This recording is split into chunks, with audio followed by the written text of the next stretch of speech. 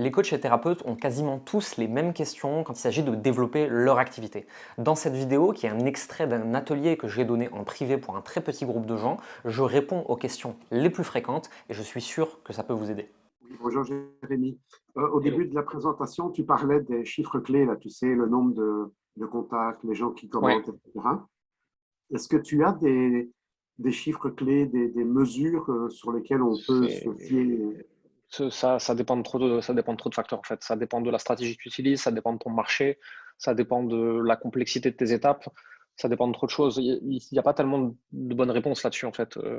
C'est plutôt en fait, essayer de regarder tes chiffres actuels et en fait regarde où est-ce que tu peux les améliorer en fonction de ce que toi tu veux.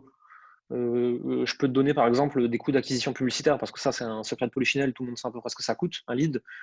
Mais à part ça, les taux de transformation, ça dépend beaucoup trop des marchés, des offres, de la personnalité de la personne qui présente. Ça dépend de beaucoup, beaucoup de facteurs et c'est difficile de dire ce que c'est un bon ou un mauvais taux en fait. Ouais, donc on ne sait pas vraiment comparer au début. Non, au début, non. Puisqu'en fait, tu joues à te battre contre toi-même en fait. Je sais pas moi, tu vois, j'ai fait 1000, 500, 200, 50, 10. En fait, la fois d'après, je vais voir si là j'arrive à faire 11 avec les mêmes chiffres ou s'il faut que je fasse 55 ici, des choses comme ça en fait. Ouais, ouais. Comment je peux améliorer l'étape à chaque fois? Ouais, Voilà, c'est ça, exactement. ok, merci. Je t'en prie. Laetitia.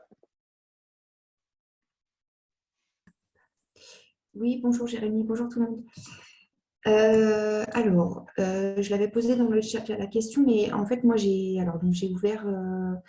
commencé mon entreprise, allez, on va dire fin novembre, Mhm, pardon.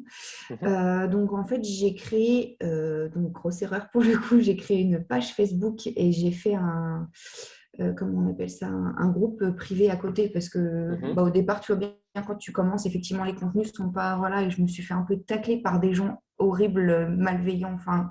Donc, mhm. en fait, j'ai décidé de créer un groupe privé à côté pour aller, Ok. en fait, que les gens qui ont vraiment envie de me suivre, ils viennent et terminer. Mais du coup, est-ce qu'il faut que je balance tout ça et que je recommence avec un Alors, ton compte, groupe, non. clairement ou... Moi, le groupe, c'est parce que je recommande pour débuter, parce que faire rentrer des gens D'accord. dedans, c'est pas évident. Ouais. Maintenant, si tu as combien de personnes sur le groupe actuellement? Pas beaucoup, je dois en avoir, je sais plus, allez, on va dire une 60 peut-être. Ils sont actifs ou pas? Non, pas beaucoup. J'en ai, allez, on va dire une dizaine à peine qui sont actifs, quoi. Alors, t'emmerdes pas, tu vires. Si tu avais Ouais, beaucoup, beaucoup de gens dessus, je te dirais, ouais, viens, on va ouais, capitaliser dessus. Mais là, pour le coup, sur des chiffres comme ça, en fait, ça sert à rien parce que tu te fatigues. ouais. Et dans ce cas-là, en fait, ce que tu fais, c'est que tu crées un profil de nouveau, hein. Tu crées Mhm. un compte perso D'accord. et tu fais du contenu dessus. Ok, Voilà, tout simplement. Et ok. derrière, en fait, un conseil simple, c'est quand tu vois des gens qui interagissent souvent avec tes contenus et qui Oui. sont dans ta cible, ça veut dire qu'il faut Mhm. aller leur parler, D'accord, ok, tout simplement. d'accord, ok, tout simplement. Bon, bah écoute, je vais faire C'est, ça, je c'est, vais tout. c'est- croître en tant qu'entreprise, c'est souvent simplifié. Oui, c'est ça en fait, c'est que je. Bah, et puis le problème, c'est que voilà, j'ai grosse erreur, c'est que je suis pas encore nichée, tout ça, donc il faut vraiment que je travaille tout ça. Et pour le coup, ouais, au niveau du contenu, je fais un petit peu ce qui me semble, tu vois, ce qui me vient un peu comme ça, quoi, sur le coup, mais il n'y a rien d'organisé, il n'y a rien de. C'est normal au début. Ouais, C'est pas grave, ne sois pas trop dur avec toi là-dessus. Enfin, tout le monde commence comme ça au début, en fait. Ne ouais, crois pas qu'il y a des gens qui commencent et qui savent tout. oui, d'accord. Mais demande-toi plutôt comment je peux structurer un petit peu ça pour que ce soit Mm, plus facile et plus agréable pour moi, pour avoir plus de résultats, mais surtout simplifier. Toujours d'accord. enlever des choses, enlever. Quand tu Ouais, veux voilà, croître, il faut enlever des choses, faut pas en ajouter. d'accord. Ok. Bon, bah, je vais faire ça. Super. Merci beaucoup. Je t'en prie. Antoine,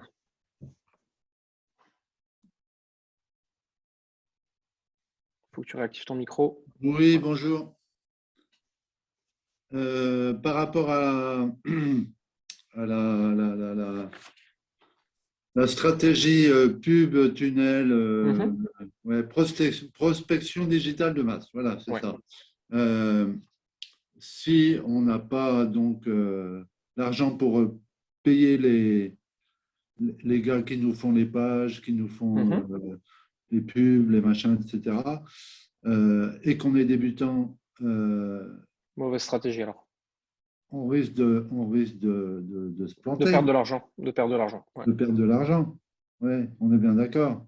Ah oui, oui, complètement. Moi, vraiment, cette stratégie a été très à la mode sur le marché pendant longtemps. Moi, recommander ça à quelqu'un qui débute, je trouve ça criminel. C'est comme si on leur recommande d'aller en bourse avec des effets de levier x10 où on peut perdre plus que la mise. La pub, en fait, si on ne la maîtrise pas, c'est un gouffre à argent. C'est un merveilleux outil une fois qu'on la maîtrise. C'est ultra puissant. Mais la pub, c'est un effet de levier. Et quand on fait levier sur des choses qu'on ne maîtrise pas, on perd des sous. Ouais. Et du coup, si économiquement ça commence à devenir urgent, quelle stratégie La 1 et la 4. La prospection et la stratégie hybride. C'est les deux plus rapides. ouais, prospection, vraiment, je suis comme toi, j'ai vraiment pas envie. Stratégie hybride alors. Ajouter les gens, faire du contenu, aller parler à ceux qui sont intéressés. Ok, merci. Je t'en prie. Jade. Bonjour à tous. Hello. Moi, ma question, c'était comment qualifier les demandes d'amis? Parce qu'effectivement, on en reçoit beaucoup, mais souvent, c'est effectivement des gens voilà, qui sont marketeurs, qui sont ceci, qui sont cela. Mais comment qualifier en fait les bonnes demandes d'amis? Parce que bon, on m'a aussi recommandé d'aller regarder dans les groupes, etc. Mais bon, Ouais, c'est une bonne stratégie. Ouais. ok. Et sinon, est-ce qu'il y a d'autres choses ou c'est celle-ci Alors, globalement, les gens à ajouter, tu les trouves dans les groupes, tu les trouves sur les pages de tes concurrents, tu les trouves avec des recherches Facebook ou autres. Les demandes entrantes, alors, en général, c'est assez simple, tu le vois en 3 secondes si la demande elle est qualifiée ou pas. Mais plus simplement, tant que tu n'as pas 4500 amis et que les 500 derniers, avant de te faire bloquer ton compte, faut pas les choisir au hasard. Si aujourd'hui tu en as 500, 1000, 1500, qu'est-ce que tu en as à foutre? Tu acceptes tout le monde et tu bloques au fur et à mesure quand les gens ils te font chier en fait. Ok, d'accord. Ouais, donc toi, tu es plus dans la dynamique, ok, on accepte tout le monde, c'est pas grave. Moi, je fais confiance à tout le monde jusqu'à ce qu'on me prouve que j'ai tort. Et je vire très vite dans ce cas-là. Ok, d'accord. Ouais, super, merci. C'est le plus simple parce que c'est là où tu vas gagner le plus de temps en fait. Mhm. C'est te fais pas chier à trier et dès que quelqu'un te gonfle, tu le supprimes. Ok, Voilà, d'accord. Super, merci. je t'en prie. Céline.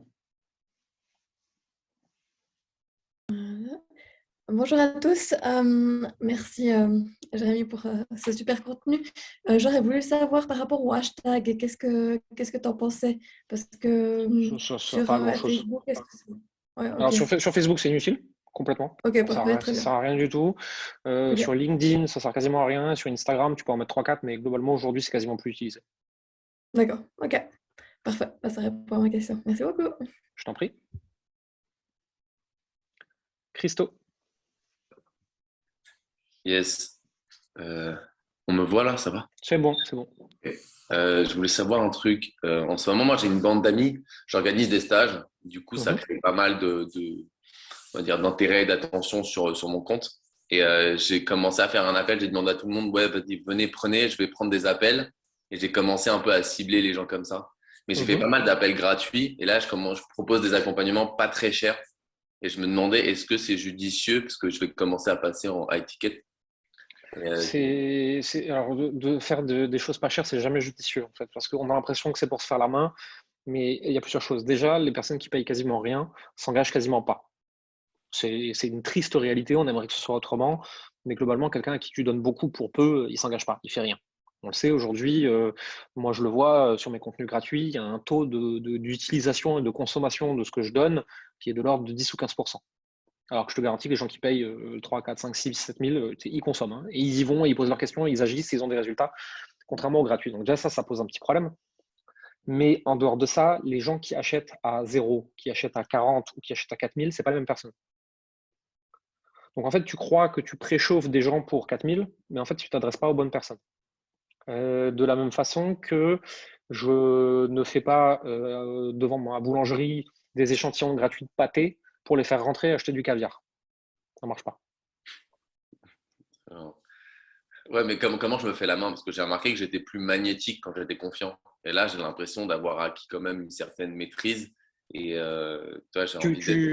tu, je dis pas qu'il faut pas coacher gratuitement pour se faire la main. Je dis que ne crois pas que ça rentre dans une stratégie marketing. Les gens qui ont eu du gratuit ne payeront pas. Alors, sauf exception, bien sûr, il y a quelque chose d'exception. Mais globalement, les gens qui ont eu du gratuit ne payent pas plusieurs milliers d'euros ensuite. Vite monter les prix. Ok.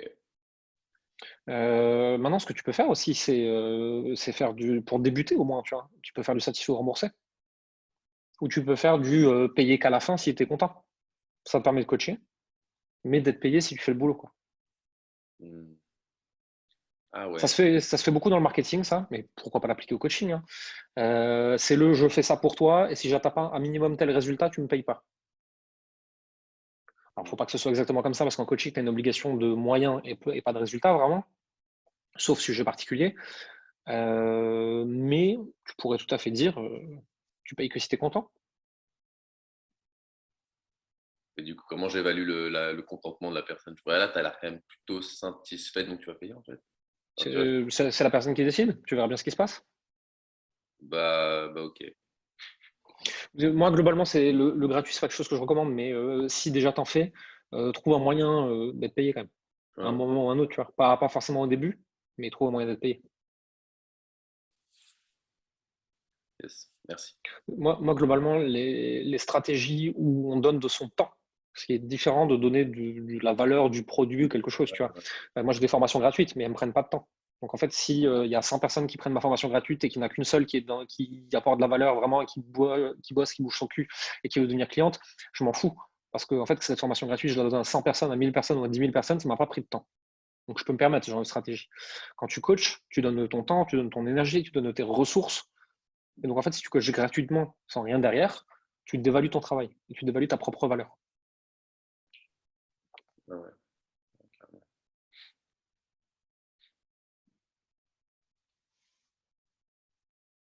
Non, mais c'est surtout par rapport à l'image que je renvoie. C'est d'un coup, là, je propose des 300-400 balles et d'un coup, je vais monter à 2000. Tu vois.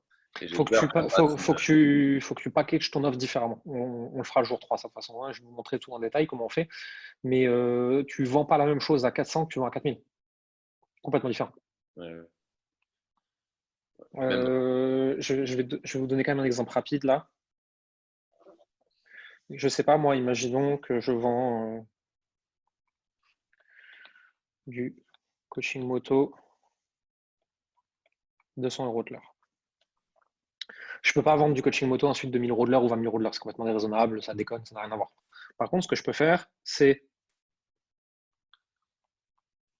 devenir un pro de la moto en 3 mois avec 2 heures par semaine, une plateforme vidéo,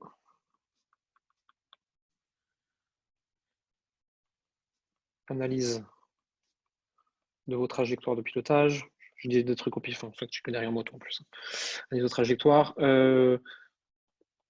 test sur circuit avec une moto super, tu vois, et voilà, ça vaut 5 000 €. Tu n'augmentes pas tes prix de ton coaching par heure, tu augmentes la valeur de ce que tu mets dans ton package.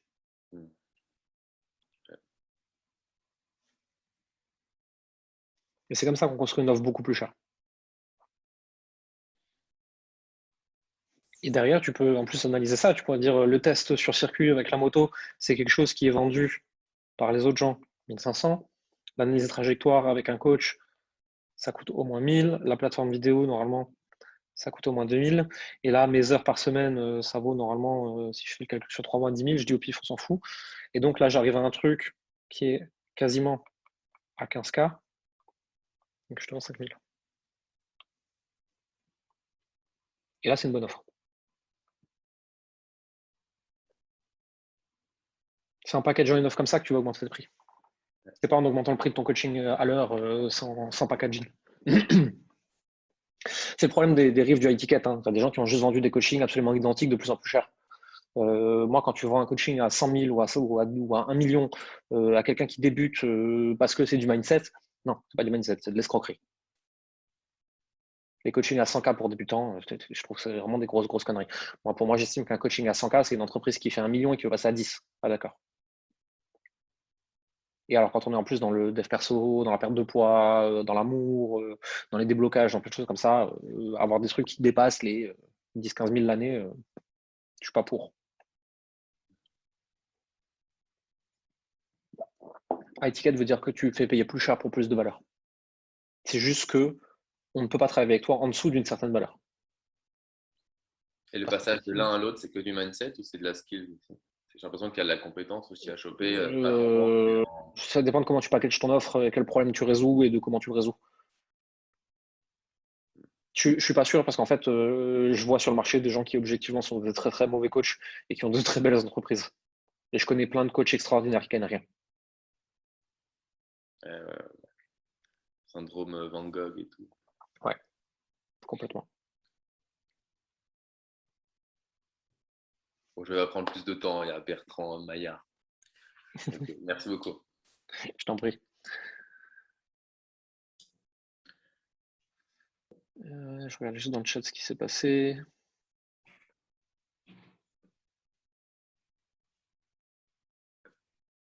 Ok. Bertrand, yes. Salut à tous. Ouais, du coup, je voulais avoir ta vision sur une démarche complètement B2B. Qu'est-ce que tu mettrais plus en avant sur les. Peut-être pas les 4 propositions que tu as fait, mais. C'est-à-dire, c'est quoi la cible? La cible, en fait, ça va être les artisans, TPE, petites PME. Voilà. Grosso modo, une idée d'améliorer le quotidien à travers la sécurisation de tout l'ensemble du fonctionnement de la société. Ok. Moi, sur des cibles comme ça, j'irai principalement sur LinkedIn, je pense. Alors, ça dépend pour les artisans, peut-être pas. J'utiliserai une stratégie hybride de contenu. D'accord. Donc, vraiment, créer un profil, voir ton profil LinkedIn comme si c'était une carte de page visite. une carte de visite, une page de vente, peu importe. Derrière, connecter avec les personnes que tu veux cibler. Ouais. Faire du contenu qui parle du problème et qui pose des pistes de solutions.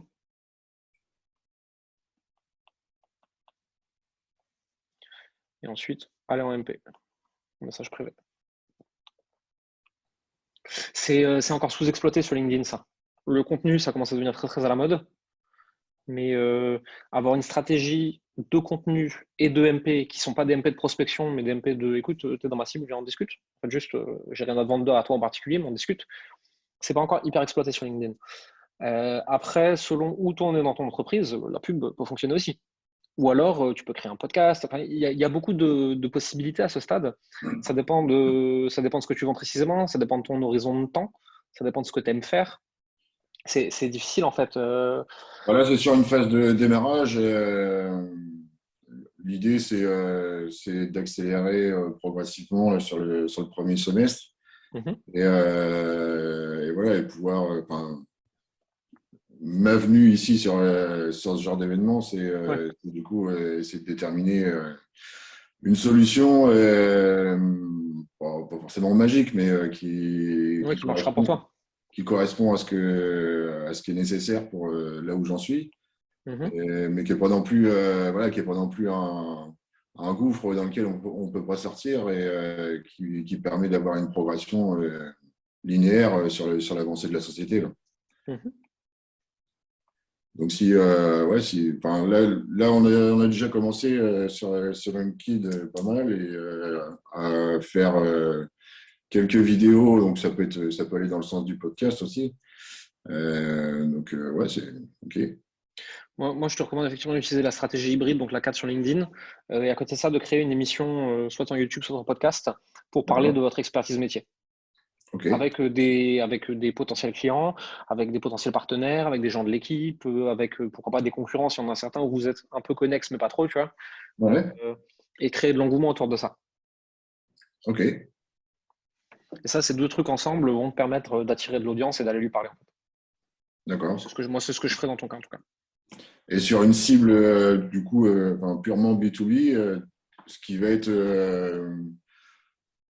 contenu, j'en sais rien, un peu plus perso, on va dire, etc. Ça Ouais, moins. m'intéresse ou... À moins que ta vie perso ait un impact sur ce que tu racontes et donc sur ce que tu peux faire pour les entreprises. En fait, il faut toujours se poser la question quand on fait du contenu, c'est en quoi ce que je suis en train de raconter là aide la personne que je veux aider.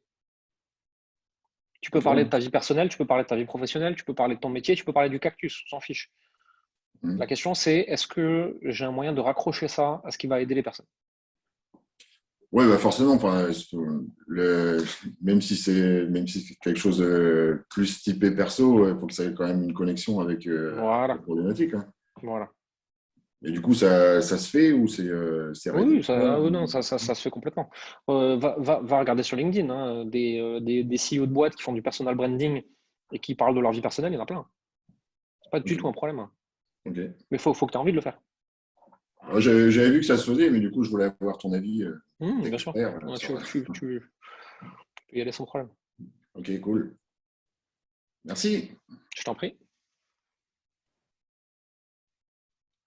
François. Salut. Alors, je réponds, enfin, je réagis à ce que tu as dit sur les. Parce que moi, effectivement, j'ai une activité thérapeute où ben, je paye, enfin, je paye. Je suis payé à la séance souvent par pack de 5. Et Mhm. donc, voilà, sur un niveau de tarif et sur le coaching de vie, voilà, je fais ça que sur Facebook et voilà, à d'autres tarifs, quoi. Et donc, est-ce que tu as des conseils sur ben, comment ménager l'un et l'autre en termes de visibilité vis-à-vis d'Internet, par exemple? Avoir deux canaux différents. Ouais. Avoir deux canaux différents, c'est le plus simple.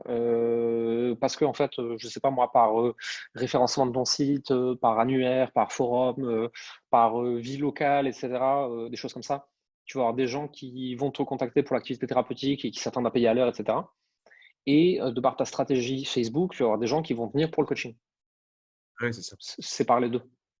Et alors, du coup, j'ai une question. Là, sur la partie thérapeute, j'ai d'excellents avis sur Google Maps. Mhm. Voilà, et donc, ça, malgré tout, les publier sur mon Facebook pour l'activité coaching, sachant que la personne, elle dit que ça l'a aidé aussi Tu peux t'en servir. Si c'était des activités qui n'avaient rien à voir, ce serait malhonnête.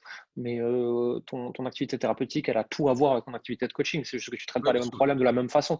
Mais ça en dit Ouais, long sur ta compétence. Donc ça, tu peux t'en servir. d'accord. Ouais. OK. Tu vois, Merci. de la même façon que moi, je pourrais ressortir des témoignages de l'époque où j'étais marketeur pour des grandes boîtes pour ce que je fais aujourd'hui. Tu vois, je fais toujours du marketing en fait. Plus de la même Ouais. façon, plus pour les mêmes personnes, etc. Oui, c'est ça, mais C'est, en termes de visibilité, du coup, je me retrouve à mettre sur le canal Facebook, finalement, cette ouais. activité de thérapeute. Donc, voilà, c'était juste. Ouais, mais en fait, tu mets les témoignages, tu n'es pas obligé de dire que cette personne elle a pris 5 séances en pack. Ouais, ouais. Oui, Tu mets c'est ça, oui, parce que le oui, screen et ce que ça fait de travailler avec moi. ouais, ouais. OK. Mais donc, par exemple, ouais, c'est ça, sur la screen, je ne vais pas forcément faire en sorte qu'on voit que ça vient de Google Maps, parce que sinon, les gens, ils vont y aller, ils vont voir d'autres tarifs, quoi. Tes tarifs sont affichés sur Google Maps?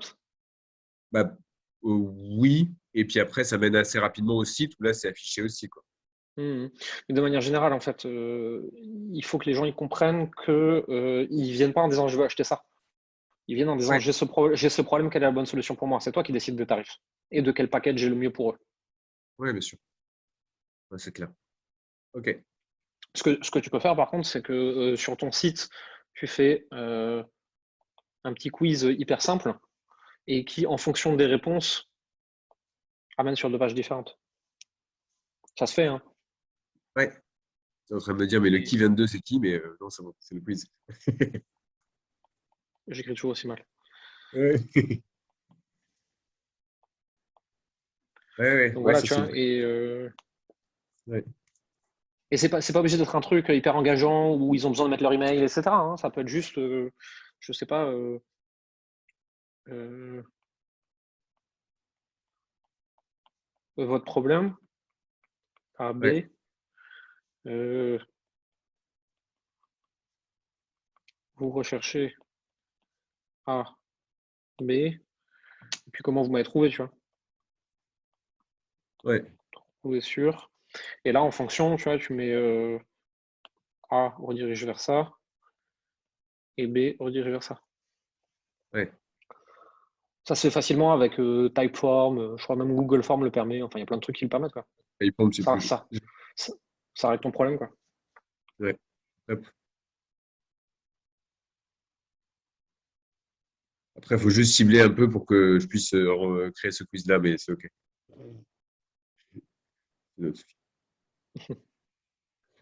OK. Aurélie, yes, tu peux faire ça avec un formulaire. Ouais. L'outil le plus simple pour ça, enfin, moi je trouve, c'est Typeform. Mais il y en a sûrement d'autres qui le font.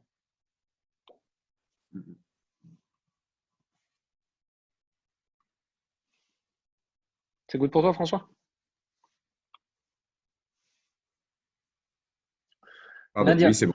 J'avais déjà coupé le micro. Oui, ça y est, moi j'ai enfin trouvé le bouton pour lever la main. Bonjour tout le monde, merci beaucoup Jérémy, c'est hyper clair. Moi je me sens hyper alignée avec la stratégie que tu proposes. Du coup, par contre, j'ai le même problème que Laetitia, donc c'est-à-dire que ça nécessite d'avoir bien ciblé les gens à qui on s'adresse, forcément. Ouais. Et est-ce qu'en attendant d'avoir bien défini ça, c'est OK de publier du contenu qui va un peu dans tous les sens? Ouais, il vaut complètement. Pourquoi? Parce qu'en fait, le contenu, c'est une habitude d'écriture pour toi, enfin, d'écriture ou de vidéo, d'autres choses, on s'en fout. Et c'est une habitude de lecture pour ceux qui sont en face de toi.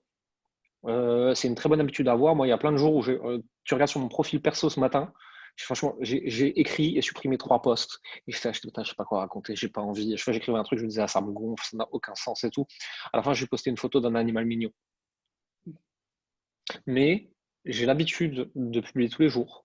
Je m'astreins, entre guillemets, à cette habitude, même si 98% du temps, c'est agréable. Donc, je continue, je lâche pas. Parce que ça nourrit ma marque personnelle et que peu importe ce que je vends, peu importe à qui je vends, peu importe combien de temps je vends, ma marque personnelle, c'est un truc qui perdure. Donc, si on aime cette stratégie-là, si on aime le contenu, même quand tu n'es pas encore sûr, déjà te mettre dans l'action, déjà publier. Ouais. Sans forcément faire de call to action. Non, tu n'es pas obligé, c'est pas grave. Partage ce que tu as envie de partager, partage le message que tu as envie de partager. Okay. Tu as sûrement quelque chose à dire qui peut aider des gens. Et il y a quelqu'un qui m'a proposé de me faire un témoignage vidéo, donc c'est même pas moi qui ai demandé, c'est trop bien. Mais je me dis comment je fais, parce que moi je suis principalement sur Instagram. Pour l'instant, j'ai pas envie de m'éparpiller, partir sur trop de trucs. Non, je vais pas y arriver. Comment je fais pour le mettre en valeur sans que ça se perde dans la masse de toutes les publications? Tu le mets en IGTV. Ah ouais, j'ai pas pensé à ça. Et si t'en as pas beaucoup, ça se perdra pas, parce qu'il y a toujours un onglet IGTV sur ton compte. Parfait. Mais après, tu peux aussi le mettre sur YouTube en non répertorié. Tu vois, comme ça, tu n'as pas de chaîne YouTube qui apparaît particulièrement. Et tu utilises le lien que tu rediffuses, je sais pas moi, dans ta bio Instagram ou ailleurs. Ok. Et du coup, dernière question, après je laisse la parole à quelqu'un d'autre. Vas-y. Avec cette stratégie-là, il n'y a pas forcément besoin, tu sais, comme beaucoup font, il y a un petit lien dans leur bio qui permet de renvoyer vers, je sais pas, un calendrier pour prendre un rendez-vous d'appel diagnostic ou renvoyer sur un site, etc. Ça dépend, ça peut, tu peux le faire aussi. Moi, je fais tout en message privé. Ok. Moi, sur toute l'année 2021, je crois que j'ai pris 10 appels. Ok. Et on a eu 70 clients, je crois, un truc comme ça. Donc 10 appels, 70 clients. Voilà, ça veut dire qu'il y en a 60 qui ont signé parce que je leur ai envoyé des messages privés. Vendre en message privé, c'est pas plus compliqué que vendre au téléphone. C'est pas exactement pour les mêmes personnes, ça se fait d'une façon un peu différente. Mais c'est pas le téléphone, encore une fois, n'est pas une obligation et surtout pas dans les premiers paliers de l'entreprise. Après, pareil, pour croître, à un moment, si tu veux faire, je sais pas moi, 1 million, tu veux faire du volume, tu n'auras pas tellement le choix. C'est difficile de faire autrement. Et encore, j'attends qu'on me le prouve. Mais au début, non, tu n'es pas obligé. Ouais. Sachant que quand on parle de 1 million, on parle bien de 1 million de chiffre d'affaires, c'est pas ce que tu récupères à la fin. Non. Ça dépend de quel pays tu es, ça dépend de tes taux de marge, ça dépend de plein de choses. Déjà, si tu es en France, récupérer 1 million, ça veut dire qu'on a fait au moins 2, voire 3. Ok, merci. Je t'en prie. Marc? Oui, bonjour. Je voulais juste réagir. Oui, on m'entend? Oui, on t'entend bien. Ok. Oui, bonjour Jérémy. On s'est déjà rencontrés, je ne sais pas si tu te souviens, à Paris. Je me souviens très bien. C'était juste avant le confinement. Exactement. Bon. Je voulais juste une petite réaction à ce que disait Bertrand par rapport à mon expérience sur LinkedIn. Donc moi, je travaille effectivement en message privé dès que je me connecte avec quelqu'un. Soit c'est lui, soit c'est moi qui ai demandé la connexion. Mais dans le deuxième échange, je mets simplement ce que je fais en 1,5 ligne. Et ça génère des retours, des gens qui veulent à ce moment-là engager la conversation. Donc ça rejoint le pas faire chier les gens. C'est eux qui décident si ce que je fais les intéresse ou pas. C'est une bonne stratégie. Nous, je sais que moi, j'ai travaillé avec une agence qui propose ça à ses clients et qui nous a fait une masterclass LinkedIn justement pour nos clients à nous et qui disait globalement, donc ajouter des gens, donc faire des connexions. Et là, il disait envoyer juste un MP de bienvenue.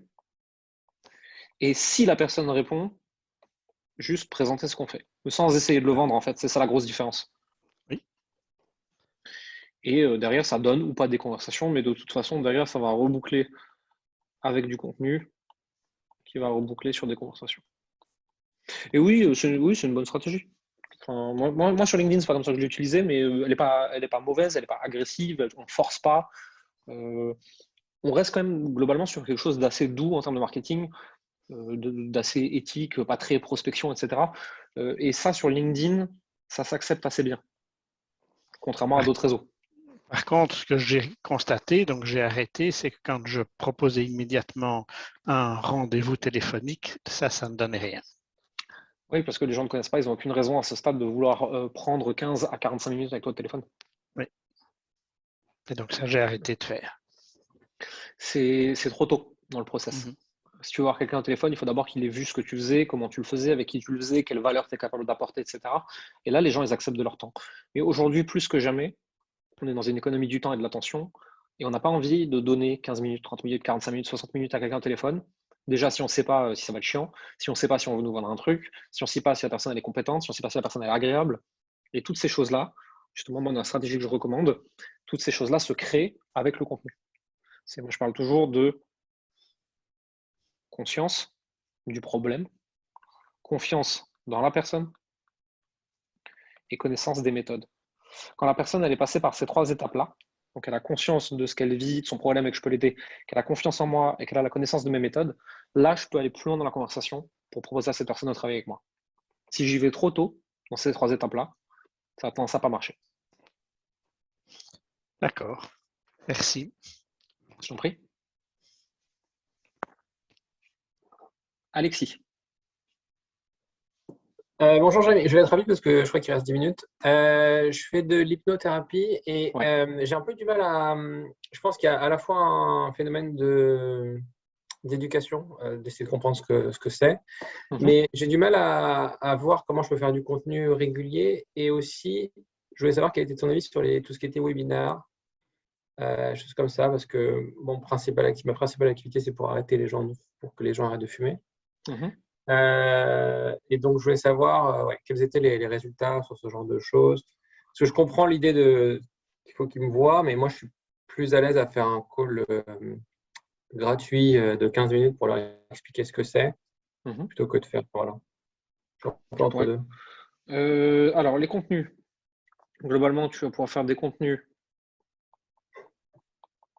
sur l'addiction, sur le tabac, sur l'hypnose au sens large, sur les substituts nicotiniques, sur l'hypnose de rue, de spectacle. Tu vois, et là tu as déjà plein de choses parce que regarde, ici, ici, et selon le truc ici, on est sur du top of funnel, on est sur des contenus grand public. On commence à parler spécifiquement de ça. D'accord. Là, on est sur des contenus middle of funnel, des contenus d'expertise. Et derrière, tu peux aller plus loin. Parce que là, je pars vraiment de zéro, donc j'ai tout intérêt à faire du tofu pendant quelques semaines et quelques mois. Et après, je fais du contenu un peu plus spécialisé, c'est ça? Oui, exactement. Tu vois, arrêter avec l'hypnose, pourquoi ça marche. Et là, On est sur du bottom of funnel. Par exemple. Le sujet du webinaire, oui, foncièrement, tu peux. Faut voir. La question, c'est celle que j'ai énoncée au début, c'est est-ce que tu as envie de faire de la publicité, est-ce que tu as envie de gérer des funnels, est-ce que tu as envie de gérer des webinaires? Un webinaire se construit d'une certaine façon, avec un certain but, etc., une certaine stratégie. C'est pas du tout des mauvaises stratégies, en fait. Demande-toi, est-ce que tu as envie de faire ça? Mais oui, tu peux vendre de l'arrêt du tabac grâce à l'hypnose avec un webinaire, c'est tout à fait possible. Mais je pense que c'est le problème pour tout le monde ici, c'est qu'il y a le juste milieu. Moi, effectivement, l'idée, c'est de passer plus de temps avec mes clients et moins de temps. Mais en fait, le contenu, ça prend du temps. Et donc, en fait, je ne sais pas, j'ai l'idée que en faisant des pubs, en ayant une page de vente, ça va être automatique. Malheureusement, ça n'est pas du tout, en fait.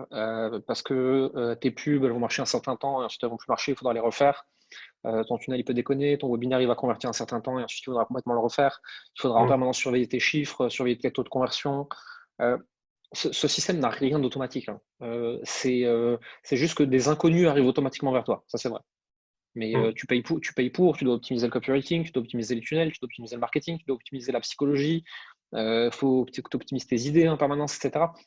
Moi aujourd'hui sur le marché francophone, même si je regarde vraiment les meilleurs des meilleurs marketeurs, je connais personne qui a fait la même chose en termes de pub, webinaire, funnel, etc. plus de 6 mois. Là, je te parle vraiment des meilleurs. Les autres, ils changent toutes les 2 semaines jusqu'à trouver le bon truc. Donc tu vois, en fait, c'est ça, ça n'a rien d'automatique. Ok, parfait, merci. Je t'en prie. 2 dernières questions, je prends encore Elisa d'abord et Pascal juste après. Elisa, vas-y. Oui, hello.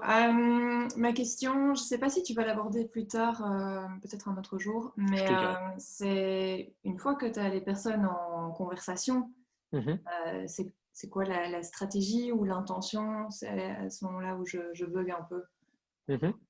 Alors, c'est toujours les mêmes étapes. C'est que tu discutes. Hein. Bien. Ah, ma gomme. Voilà. Situation actuelle. Objectif. Blocage. Coût de non-résolution. Je vais tout expliquer. Je le note juste pour qu'on puisse. Voilà. Globalement, la personne à qui tu discutes aujourd'hui est dans une situation problématique. Elle veut aller dans une situation qui n'est plus problématique. Pour ça, tu as besoin de comprendre son objectif, ce qui bloque. Qu'est-ce que ça lui coûte si elle continue comme ça de ne pas résoudre le problème, pour savoir si tu peux l'aider. En fait, c'est juste une discussion pour essayer d'identifier ses points. Comme on le ferait dans un appel de vente. Hein. C'est juste que toi, tu n'as pas d'intention, tu discutes avec la personne et tu lui permets, en fait, ton objectif ici, c'est de créer de la conscience autour de tout ça. Pour que la personne, elle reparte de cette conversation avec la conscience de la marche à suivre et de la suite, que ce soit avec toi ou pas. C'est quelque part, c'est des conversations de vente presque. Hein. Sauf que, avant d'essayer de vendre quoi que ce soit, tu discutes, tranquille, sans chercher à vendre. Et quand tu arrives tout au bout de ton schéma, soit la personne elle est intéressée, et c'est le moment de passer dans une phase de vente, soit elle ne l'est pas, et tu as une discussion agréable avec une personne qui est dans ta cible, qui va peut-être te recommander, que tu auras réussi à aider. Donc tu laisses la personne te demander d'avoir plus d'informations sur l'accompagnement? Ça dépend, non, pas forcément. Des fois, si je sens que c'est le moment, je veux lui dire, écoute, c'est justement ce que je fais avec mes clients, est-ce que ça te dit qu'on en parle? Oui, ok. Merci. C'est vraiment, c'est justement...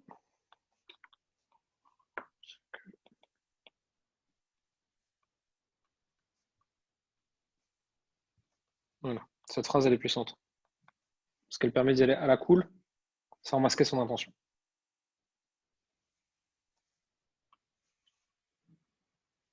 Pascal, dernière question. Oui, merci. Bonjour. Bonjour. 2 petites questions rapides. Donc la méthode hybride, c'est ce que j'utilise sur Facebook. Ouais.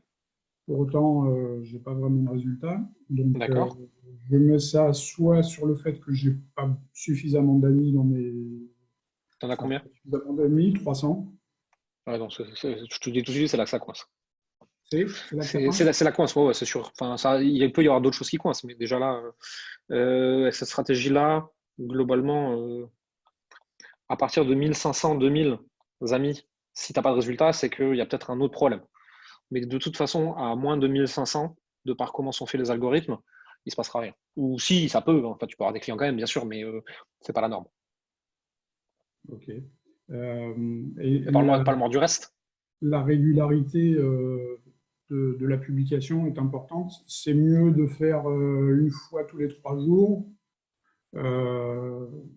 mais régulier, ou il faut vraiment en faire tous les jours? Si tu as la possibilité tous les jours, c'est bien. Si c'est trop pour toi, essaye 2 à 3 fois par semaine. Mais oui, la régularité, c'est important parce qu'en fait, si tu disparais pendant 2 semaines, les gens ils t'oublient. Ouais. Toute la puissance de cette stratégie de contenu, c'est d'être sous les yeux des gens souvent. Comme ça, ils pensent tout le temps à toi. Et en fait, quand ils ont un problème, c'est à toi qu'ils pensent du coup. Mais si tu publies une semaine 7 fois, et la semaine d'après 0, et la semaine d'après 1 fois, et la semaine d'après 9 fois, et la semaine d'après 0, c'est pas aussi efficace. Donc, vaut mieux en faire moins, mais le faire de façon stable et durable, plutôt que d'essayer d'en faire plus. Okay. Magali, je prends des vacances, mais je prépare mon contenu en avance. Je l'écris dans un Google Doc, en fait, et je me connecte juste, je le publie et je me casse si je suis en vacances. Okay. Parce que sur les profils perso, on ne peut pas programmer. Mais moi, dans ce cas-là, je vais l'écrire à l'avance et je vais juste me connecter, le publier et refermer. Ouais, c'est ce que je fais aussi. Ouais, c'est ce qui marche le mieux. Ok, merci. Je t'en prie. Si vous voulez assister en live à ce genre d'atelier comme l'extrait qu'on vient de visionner ensemble, allez simplement dans la description, laissez votre email et vous serez tenu au courant des prochains ateliers pour pouvoir y assister, me poser toutes vos questions et vous aussi progresser vers le développement de votre activité.